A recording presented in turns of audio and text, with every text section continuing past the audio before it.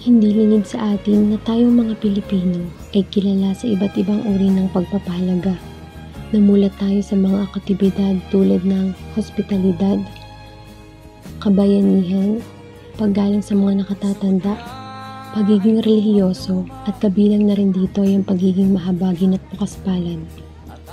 Sa bayan ng Lian, Batangas kung saan isinagawa namin ang aming sosyal na eksperimento, dito ay binigyan naming buhay ang mga pangyayaring makikita natin sa lansangan, sa lugar kung saan talamak ang paghihirap, pagtitiis, at nakabibinging paghihikaos. Sa mga daan, nang hihingi ng konting tulong, at madalas nyo siyang hamakin at libakin.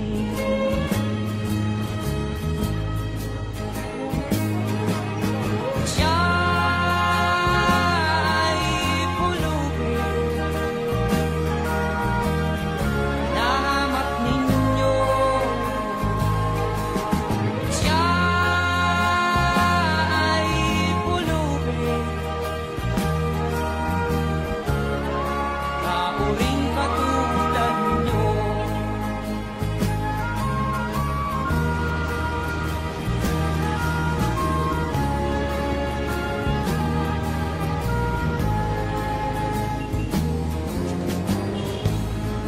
At pagsapit ng dilim, wala man lang siyang matuluyan.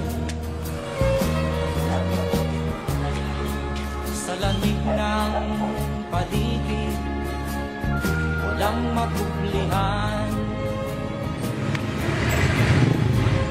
Kailan nyo siya maaawaan? Kailan nyo siya maunawaan?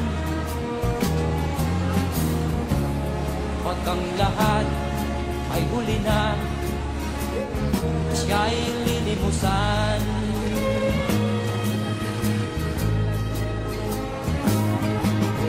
Siya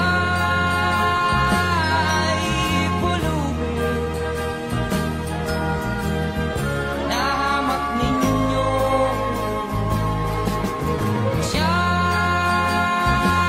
ay pulubin, nauring katulad nyo. Siya ay pulubin, nahamak ninyo. Siya ay pulubin, nauring katulad nyo.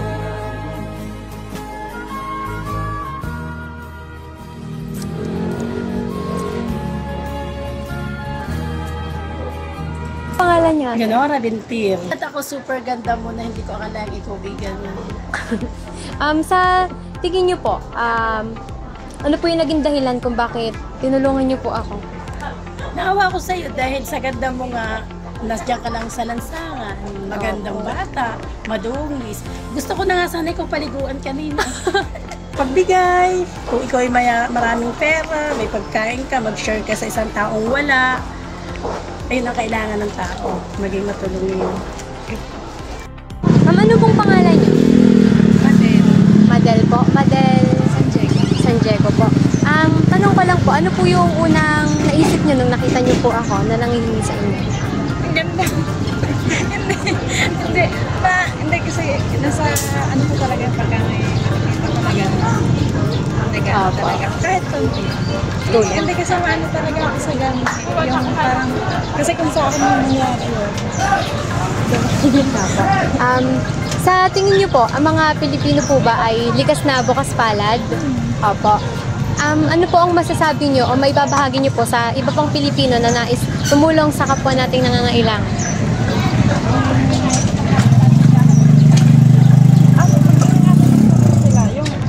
Yung maging tapos sila sa ano nila.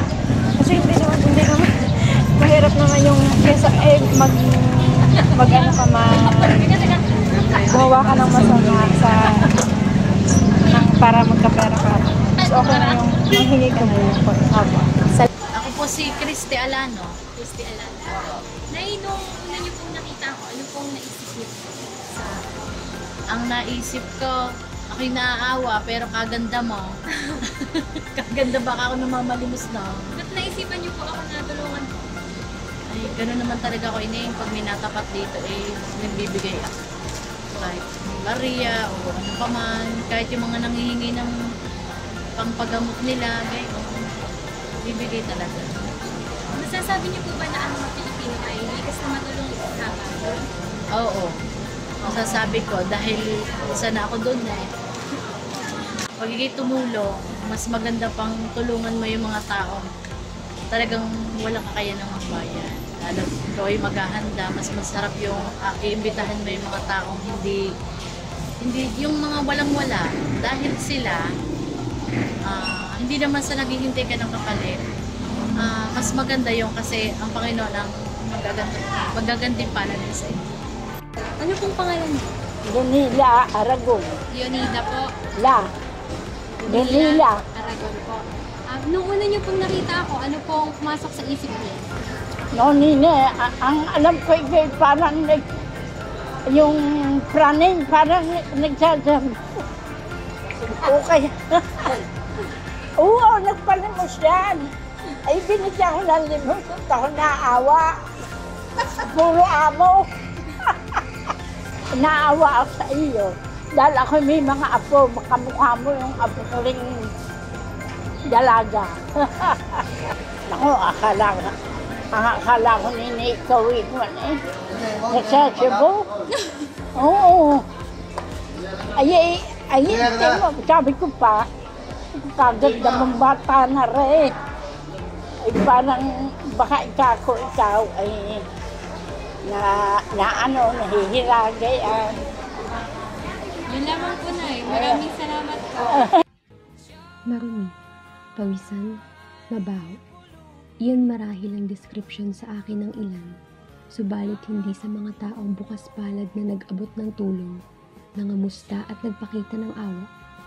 Hindi ba't marapat lamang na ang mga ito ay bigyang buhay, panumbalikin at ating isabuhay, sapagkat hindi lamang turismo, pagkain, kasuotan at sining ang maaari nating maipagmalaki bilang isang Pilipino.